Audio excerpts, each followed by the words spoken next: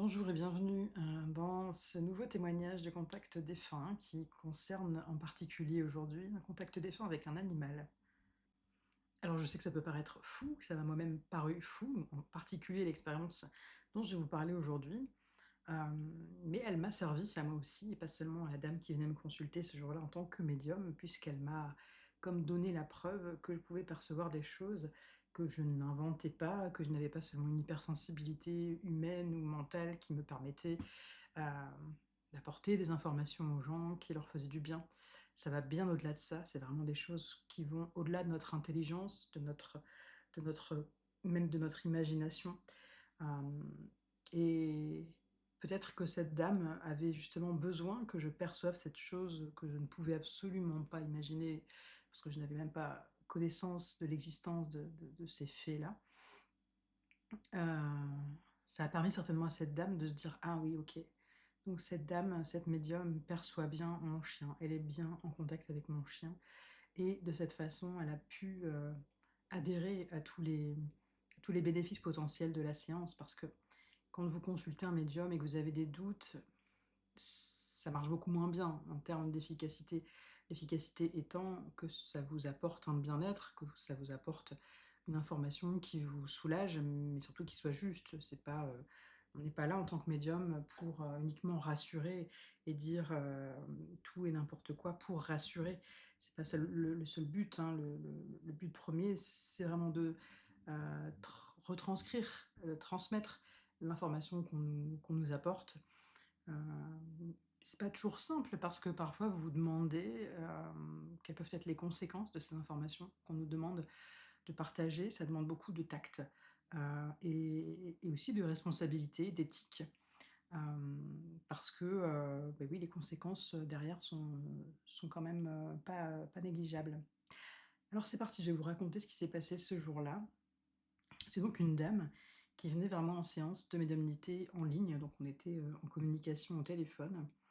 Et comme toujours, les personnes qui viennent vers moi me donnent très peu d'informations. Je ne pose quasiment aucune question. La seule question que je pose, c'est le prénom de l'animal, en ce qui concerne la médiumnité animale. Je veux même pas de photos parce que, ça parasite mon mental, en fait, et ça me gêne pour la perception. J'ai remarqué que j'étais, beaucoup moins, confiante. Dès que j'avais vu la photo de l'animal, c'est comme si j'étais bloquée dans mes perceptions. Donc les gens qui viennent vers moi me disent simplement pourquoi ils viennent vers moi, le prénom de l'animal, leur prénom à eux, c'est tout ce dont j'ai besoin. Je me souviens plus du prénom de l'animal de ce jour-là, je me souviens juste que c'était un chien et je me connecte à ce chien, c'est-à-dire que j'émets l'intention de recevoir ces potentiels messages et heu, je vois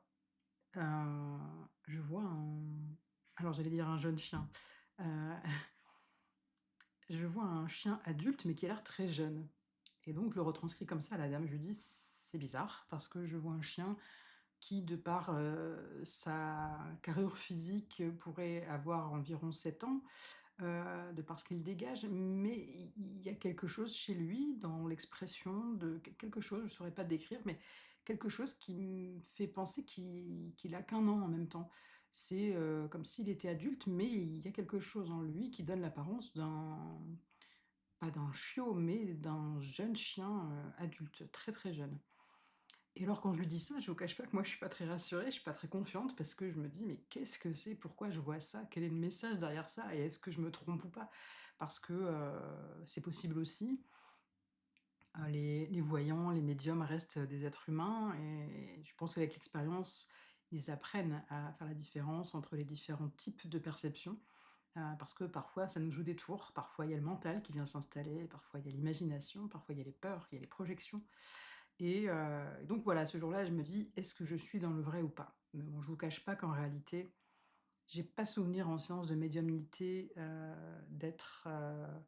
d'avoir été complètement à côté de la plaque ou même d'y avoir été un peu à côté de la plaque. Là où j'ai pu être à côté de la plaque, c'est peut-être, dans ma manière de retranscrire les choses, qui était pas forcément suffisamment, assurée et qui du coup ne menait pas forcément à l'objectif, qui aurait été, celui qui aurait fait du bien à la personne qui me consultait. Donc je décris à cette dame exactement ce que je vois Elle me dit: «C'est fou». C'est exactement ça. Mon chien avait une maladie, alors je ne sais plus, je crois qu'elle me parle de maladie rare, heu voilà, simplement elle me dit pas que c'est génétique ou héréditaire, mais je me souviens plutôt qu'elle précisait qu'il s'agissait d'une maladie rare et donc c'est une maladie qui fait que le chien, a beau être âgé, de quelques années, il a l'apparence, d'un chien très jeune, voilà. Et donc moi je suis un peu, hébétée de voir que je perçois ça et qu'effectivement c'est bel et bien ce que vivait le chien, et bon, bah, c'est tout, il faut que je poursuive ma séance, je trouve ça complètement dingue, je ne comprends pas comment je peux avoir accès à cette information. Est-ce que c'est l'animal qui communique avec moi? Est-ce que, c'est, peut-être, la capacité, de l'humain à se connecter à une sorte de bibliothèque géante avec toutes les informations de toutes les histoires, de tous les êtres vivants, de toute, l'histoire. Je ne sais pas, mais mes expériences ont montré qu'il se passe quelque chose en termes d'énergie quand vous êtes en contact avec un défunt, que ça soit un humain ou un animal, qui vous fait bien réaliser que là, vous n'êtes pas seulement en train de consulter une archive dans les annales akashiques, par exemple, pour ceux qui connaissent, mais vous êtes bien là en communication avec une entité, c'est-à-dire un être, qui est vivant, même s'il est décédé. Pour moi, même quand on est décédé, on reste vivant, c'est-à-dire qu'on continue de vibrer, on continue de communiquer, de sentir les choses, même si on n'a plus de corps, matériel. Et ce dont je me souviens en particulier dans cette expérience, c'est l'émotion de la dame qui venait me consulter et puis mon émotion également, puisque, c'était une manière d'entrer en communication extrêmement intense. Heu, c'est, j'ai pas commencé par recevoir des frissons, par commencer à y aller un petit peu à tâtons. Non, d'emblée, j'ai vu, hem, le cœur de, ce qui symbolisait, cet être-là dans sa vie terrestre. Et ça c'était frappant. Peut-être que c'était aussi un chien justement qui était assez direct dans sa manière, d'être avec, son humain, je ne me souviens pas. Évidemment, on en a parlé, on a discuté puisque pendant ces séances-là, qui durent en général une demi heure, surtout quand il y a un seul contact, parce que parfois on vient vers moi en séance pour plusieurs contacts défunts, donc là, on va facilement, dépasser 1 heure de séance, mais bon, j'évite de faire de trop longues séances parce que Heu, c'est pour moi quelque chose de sacré. Je tiens pas à faire, des choses massives dans ce domaine, mais plutôt, parcimonieuses et avec, en moi-même cette gratitude, envers la vie de me permettre ces expériences-là qui sont, complètement dingues et mais surtout, sublimes. On touche vraiment là, au divin. C'est pas qu'on touche au divin, c'est qu'on en fait partie, et à cet instant-là, on a vraiment, ou plutôt à chaque instant dans ces séances-là, on est baigné dans le divin, réellement, hein. C'est vraiment cette sensation et c'est pas pour rien si on en a la sensation, c'est que c'est le cas, cette sensation d'être dans une autre dimension, clairement, jusqu'à ce que l'expérience se termine et on retourne à nos expériences bien terrestres, bien plus terre à terre et peut-être moins vibrantes aussi, mais nous sommes tous sur terre pour, des raisons certainement des raisons de travail, d'âme, en tout cas, c'est ma manière de voir les choses et donc il faut bien, travailler avec la matière pour faire notre expérience de vie. Voilà et comme j'ai pas une super mémoire, la seule chose dont je me souviens après cette séance, c'est que cette dame avait dû euthanasier, son chien, comme beaucoup de personnes qui sont venues vers moi, pour des contacts défunts animaux. Et c'est malheureusement les gens, lorsqu'ils sont amenés à euthanasier, leur animal, peuvent vivre une période de culpabilité, je vais même dire dramatique. Vraiment, j'ai entendu des personnes, dans des souffrances, grandes, et au point de leur conseiller d'aller voir un psychologue parce qu'il y avait vraiment des souffrances qui font partie des pires souffrances peut-être, que l'on peut connaître sur terre, quoi. Et et pour certains, c'est, les séances de médiumnité qui permettent de tourner la page et pour d'autres, c'est pas suffisant.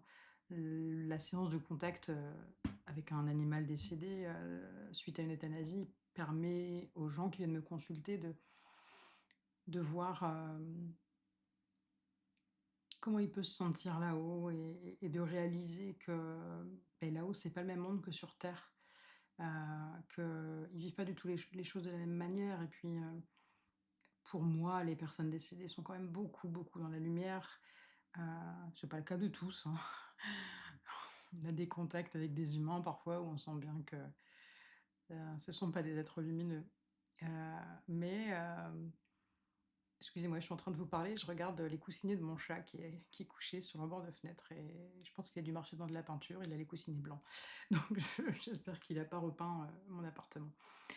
Hem, voilà, bah, écoutez, je pense que je vous ai partagé le principal, c'est peut-être pour ça que j'en arrivais à vous parler des coussinets de mon chat.